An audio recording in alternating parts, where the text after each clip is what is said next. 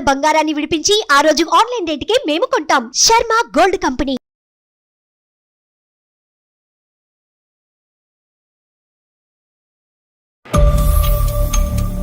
ఎంతనన్న వయసు 13 years? 13 years. ఏంట్రా నీకు ఇంత చిన్న వయసులో కష్టం ఏమైందన్న? అమ్మ ప్రేమ దక్కట్లేదు నాకు. నాన్న ప్రేమ ఎలాగో దక్కదు మేడం. కోపంగా చూస్తుంది, కొడతానికి వస్తుంది సార్, నేను పరిగెత్తేస్తాను సార్. ఒక అంకుల్ వస్తున్నారు మేడం ఇంటికి. పేరెంట్స్ మీటింగ్ కూడా రాదు సార్. అందరు మదర్స్ డాడీస్ అందరు వచ్చారు సార్. నేను ఎవరు మా మదర్ కూడా రాలేదు సార్. ఆ పిల్లకి ఏం జరుగుతుంది అనేది తెలుసు, చెప్పుకోలేకపోతుంది. చెప్తే ఏం జరుగుతుందో తెలియదు. ఫ్రెండ్ కూడా మాట్లాడట్లేదు నాతోటి. నా ఒక్కదానితో నేను నా మనసు చెప్పుకుని ఉంటున్నాను. నేను నాకు అమ్మ ప్రేమ కావాలి సార్. ఈ అంకుల్ ఎవరమ్మా? నాన్నగారు ఫ్రెండా? ఎవరు ఈ అంకుల్? అంకుల్ అంటే ఎవరు? ఏమో తెలియదు సార్. అమ్మ గురించి చెడ్డ అభిప్రాయం, నాన్న గురించి చెడ్డ అభిప్రాయం అన్నది తెచ్చుకోవద్దు. అమ్మ ప్రేమ కొంచెం సొల్యూషన్ చూపించండి సార్, నాకు అదే చాలు ఇంకా.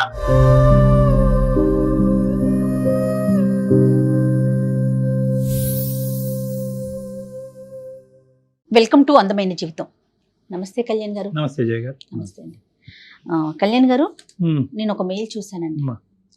ఒక 8th క్లాస్ చదువుకునే పాప, 8th standard అంటే సుమారు 13 ఏళ్ళు అనుకుందాం, అంతే. 13 ఏళ్ల పిల్ల మన ప్రోగ్రామ్కి ఒక మెయిల్ పెట్టిందండి.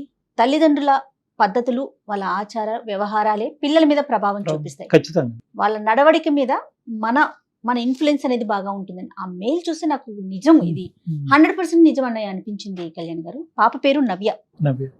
అసలు అంత చిన్న పిల్లకి ఎంత మెచ్యూర్డ్ గా పెట్టిందో షాక్ అయ్యానండి నేనైతే. ఖచ్చితంగా మాట్లాడదామండి, కాల్ చేస్తాను. తప్పకుండా. అంటే వయసుతో సంబంధం లేదు, ఎవరికో ఒకరికి చెప్పుకోవాలనే ఒక ఆలోచన ఉంటుంది. చిన్న పిల్లల్లో కూడా అంత మెచ్యూరిటీ లెవెల్స్ నిజంగా హ్యాట్స్ ఆఫ్ అండి.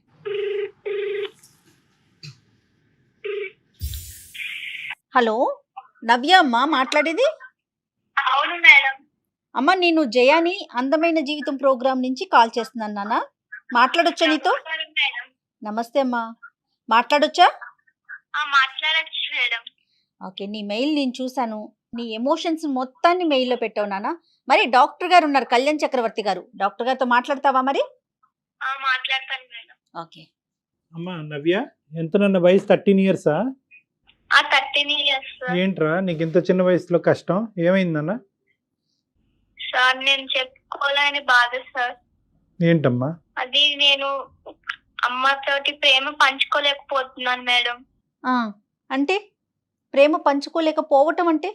అమ్మ ప్రేమ 6 months నుంచి నాకు ఇవ్వట్లేదు మేడం. అంటే ఏంటమ్మా? కొద్ది వివరంగా చెప్పరా అమ్మా, ధైర్యం తెచ్చుకుని కొద్ది వివరంగా చెప్పు. మెయిల్ పెట్టావు కదా. అవును మేడం, అమ్మ ప్రేమ దక్కట్లేదు నాకు. నాన్న ప్రేమ ఎలాగో దక్కదు మేడం. అంటే ఏ విధంగా నాన్న? ఏ విధంగా అంటే ఒక అంకుల్ వస్తున్నారు మేడం ఇంటికి.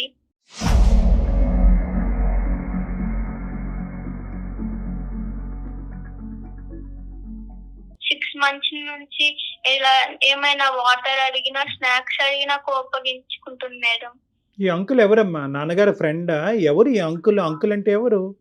ఏమో తెలీదు సార్. అమ్మ దగ్గరికి వస్తాడు, అప్పటిదాకా వాళ్ళిద్దరు మాట్లాడుకుంటారు అంకుల్.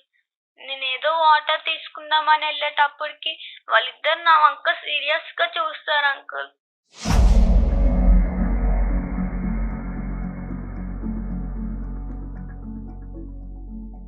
అమ్మతో మాట్లాడటానికి వస్తాడా? అమ్మతో మాట్లాడతాడు సార్. మరి ఆ టైం అప్పుడు నాన్న ఎక్కడ ఉంటాడు? నాన్న ప్రేమ నాకు దక్కట్లేదు అంటావు, మరి నాన్న ఎక్కడున్నాడు? ఈ ఊర్లో లేడా? ఎక్కడుంటాడు నాన్న? నాన్న జాబ్ కి వెళ్ళిపోతాడు సార్. ఎప్పుడో సాయంత్రం మేము పడుకున్నాక వస్తారు, తింటారు, పడుకుంటారు. మాకు అసలు మేము మళ్ళీ పొద్దుట లేసేటప్పుడు కూడా ఉండడు ఇంట్లో. మేము స్కూల్కి వెళ్ళిపోతాం, మళ్ళీ వచ్చినాక పడుకున్నాక వస్తారు నాన్న.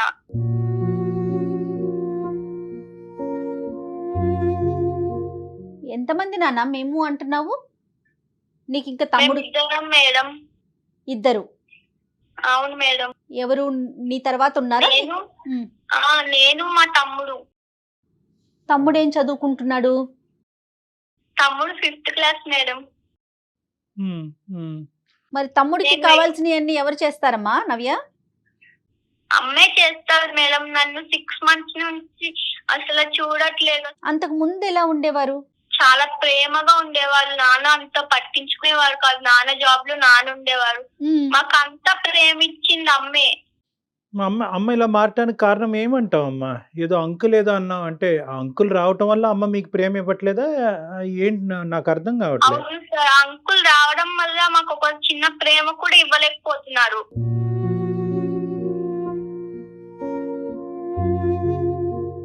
మరి అడిగావా అమ్మ, ఎవరమ్మా అంకుల్, ఎందుకు వస్తున్నాడమ్మా, ఎవరమ్మా, మాకు ఎందుకు ప్రేమ తగ్గుతుంది నీ దగ్గర నుంచి అని అడిగావా?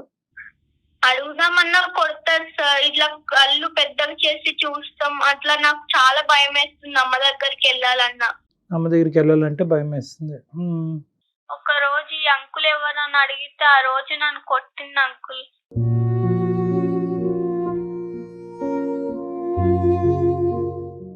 ఎవరి దగ్గరైనా డిస్కస్ చేసావా నవ్య ఈ విషయాన్ని? ఏమ్మా?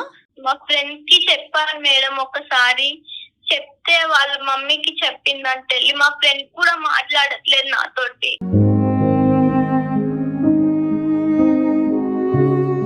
ఇంకెవరితో ఎలా ఉండాలి మేడం? నా ఒక్కదానితో నేను నా మనసు చెప్పుకుని ఉంటున్నాను నేను.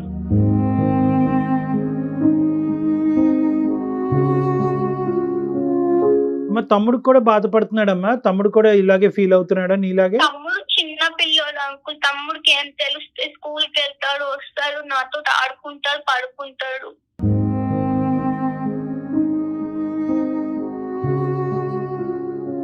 కానీ ఎవరికి పెద్దవాళ్ళతో ఎవరు మాట్లాడలేదమ్మా? నువ్వు పడే బాధ ఎవరికి పెద్దవాళ్ళతో ఎవరు చెప్పుకోలేదు? అమ్మమ్మ వాళ్ళు కానీ నాయనమ్మ వాళ్ళు కానీ ఎవరితో మాట్లాడతావమ్మా నవ్య? వాళ్ళు అమ్మమ్మ దగ్గరికి వెళ్తాను మేడం హాలిడేస్ వస్తే. అంటే ఇప్పుడు వరకు ఏం చెప్పలేదు అమ్మమ్మకు కూడా. అమ్మమ్మ బాధపడుతుంది కదా మేడం అమ్మ వల్ల. ఎంత మెచ్యూర్డ్ గా మాట్లాడుతోంది డాక్టర్ గారు. నాయనమ్మ వాళ్ళు ఎక్కడ ఉంటారమ్మా? నానమ్మ వాళ్ళు ఊర్లో ఉంటారు మేడం. అమ్మమ్మ వాళ్ళు కూడా ఊర్లోనే ఉంటారు.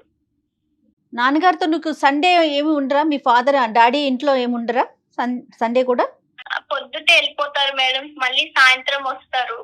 చదువు ఎలా ఉంది నాన్న నీది? నీ చదువు ఎలా ఉంది? నాకు చదువు అర్థం కావట్లేదు అంకుల్.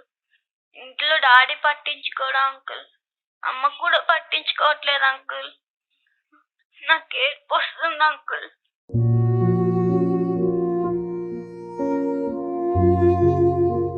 ఏమవ్వాలనుకుంటున్నావు లైఫ్ లో నువ్వు? నా గోల్ డాక్టర్ సార్. నేను మంచిగా చదువుకుని ఉండాలనుకుంటున్నాను. అమ్మ వల్ల ఇలా నేను కొంచెం నాకు శాంతం చిన్న పిల్ల కాదు, అందుకని పెద్ద పిల్లను కాదు. ఏదైనా కూడా తన ఏజ్ లో కొన్ని అంశాలు తనతో మాట్లాడటానికి ఇక్కడ మనకు వీలు పడదమ్మా, దొరకట్లేదు కాదమ్మా. ఇప్పుడు నువ్వు ఏం కావాలని మాకు చేసావమ్మా? అంటే నువ్వు చాలా మంచి పని చేసావు, ఈమెయిల్ పంపించావు. అట్లీస్ట్ మాలాంటి వాళ్ళు నీలాంటి వాళ్ళకి హెల్ప్ చేయగలవు అనేటటువంటి ఉద్దేశంతో నువ్వు చేయటం అన్నది చాలా గొప్ప విషయం అమ్మా. నువ్వు అమ్మ ప్రేమ కావాలి సార్. అమ్మ ప్రేమ కావాలి. సొల్యూషన్ చూపించండి కొంచెం.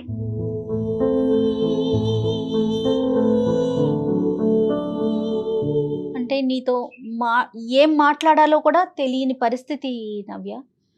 కానీ కాదు డాక్టర్ గారు, ఒక్కసారి వాళ్ళ అమ్మమ్మ వాళ్ళతోనూ నాయనమ్మ వాళ్ళతోనూ డిస్కస్ చేస్తే ఎలా ఉంటుందంటారు? అది ఒక సొల్యూషన్. నాన్నకి అమ్మకి రిలేషన్షిప్ ఎలా ఉందమ్మా నవ్య? బానే ఉంటారు సార్. నాన్న సాయంత్రం వచ్చినా కూడా అన్నం అవన్నీ పెట్టి పడుకుంటారు సార్ అమ్మ. అలాంటివి కొంచెం 6 months నుంచి అంత ప్రేమ ఇవ్వట్లేదు ఎవరికి. నాన్నతో ఎప్పుడన్నా చెప్పడానికి ప్రయత్నం చేసావా? అంటే పేరెంట్ టీచర్ మీటింగ్స్ నాన్న ఉండరు సార్, సాయంత్రం వస్తారు అంతే. మళ్ళీ మేము పొద్దుట చూసేటప్పటికి వెళ్ళిపోతారు జాబ్ కి. స్కూల్ కి మేము లేవుస్తాము కదా సార్, నాన్న ఇంకా ముందరే వెళ్ళిపోతారు. కానీ అమ్మే కదా నాన్న నవ్య. అంటే ఈ 6 నెలలు తప్ప దానికి ముందు అమ్మ అయితే కనుక మీతో పాటే ఉంది, మీకు కావాల్సినంత ప్రేమ ఇచ్చింది, మీరు అడగకుండానే బోల్డ్ అని ఇచ్చింది. సో అలాంటి అమ్మ అంతలా మారిపోతుంది అని నేను అనుకోవట్లేదు నాన్న. అంటే నువ్వు చూసింది నువ్వు, అనుభవించింది నువ్వు, కాదనట్లేదు. కానీ నీ వయసులో ఏంటంటే తల్లి గురించి కానీ, ప్రేమించేటటువంటి వాళ్ళ గురించి కానీ సహజంగా ఇలాంటి మిస్అండర్స్టాండింగ్స్ రావటం ప్రేమకి తూకం వేయలేం కదా నాన్న. ప్రేమ ఇప్పుడు ఇచ్చింది ఇవ్వలేదు అన్నది అమ్మతోనే మాట్లాడితే, ఈ వ్యక్తి అన్నది పక్కన పెట్టేసి, అది నీకు వయసుకు మించిన సబ్జెక్టు, అక్కడ ఏమవుతుంది అన్నది మాకు తెలియదు. ఆ సబ్జెక్ట్ నీతో మేము మాట్లాడదలుచుకోలేదు.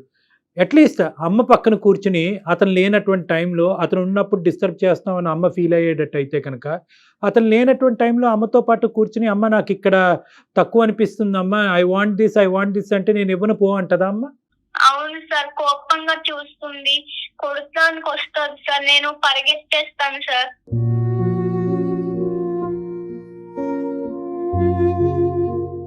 ఏది అతను లేనటువంటి టైంలో కూడా అమ్మనది అడిగితే అమ్మ కోపం వస్తుంది. కోపం వస్తుంది సార్. నేను వెళ్తాను, స్నాక్స్ ఏమన్నా ఉన్నాయి అంటే లేవు వెళ్ళు అంటారు సార్. నేను వెళ్ళి కొంచెం తల్లన్నం ఉంటే తినేస్తాను సార్. అతను ఎంతసేపు ఉంటాడు ఇంట్లో, మీ ఇంట్లో? ఒక 1 hour వరకు ఉంటారు సార్. 1 hour 2 hours ఉండి మాట్లాడుకుంటారు, గుసగుసలు ఆడుకుంటారు సార్. నాకు ఎంత ఫీలింగ్ అవుతుంది సార్.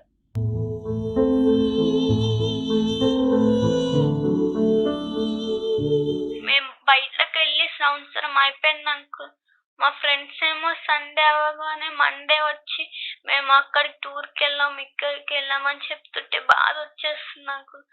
ఎందుకు ఇలా ఉంది మా ఇంట్లో అర్థం కావట్లేదు అంకుల్. నువ్వు ఒకటి అర్థం చేసుకోనన్నా, నీ బాధ చాలా నీ చిన్న వయసుకి ఎవరికి రాకూడదు నాన్న. నీ చిన్న మనసు చాలా గాయపడింది, కాదనట్లేదు. కానీ ఈ టైంలోనే నువ్వు ధైర్యంగా ఉండాలి. ఇలాంటి ప్రాబ్లమ్స్ సహజంగా వస్తూ ఉంటాయి. దీన్ని ఒక కంక్లూజన్ తీసుకెళ్ళొద్దు, ఒక రాంగ్ కంక్లూజన్కి ఏది రావద్దు. నీ మనసు పాడు చేసుకోవద్దు. అమ్మ గురించి చెడ్డ అభిప్రాయం, నాన్న గురించి చెడ్డ అభిప్రాయం అన్నది తెచ్చుకోవద్దు. ఓకే, మనకి ఏం జరుగుతుంది ఏంటి అన్నది మనకి ఏమీ తెలియదు. నీ మనసు పాడవుతుంది అంటే కనుక నువ్వు ఒక నెగిటివ్ కంక్లూజన్కి వచ్చేవేమో అని నాకు అనిపిస్తుంది. అలా రావద్దు. ఎందుకంటే కనుక నీకు నీ లైఫ్లో ప్రయారిటీస్ ఉన్నాయి. నువ్వు ఒక డాక్టర్ అవ్వాలి అనుకుంటున్నావు, బాగా చదువుకోవాలని అనుకుంటున్నావు.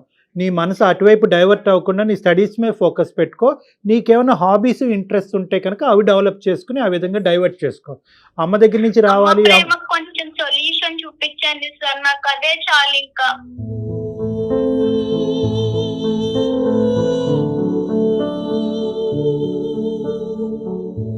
నాన్న, మా వంతు ప్రయత్నం మేము ట్రై చేస్తాము. కానీ నేను నీకు చెప్పేది ఏంటంటే కనుక, నీకు ఏదైతే రావట్లేదు అని అనుకుంటున్నావో దాని మీద నువ్వు ఎక్కువ దృష్టి పెడితే కనుక అది ఇంకా ఇంకా దూరంగా నీకు అనిపిస్తూ ఉంటుంది.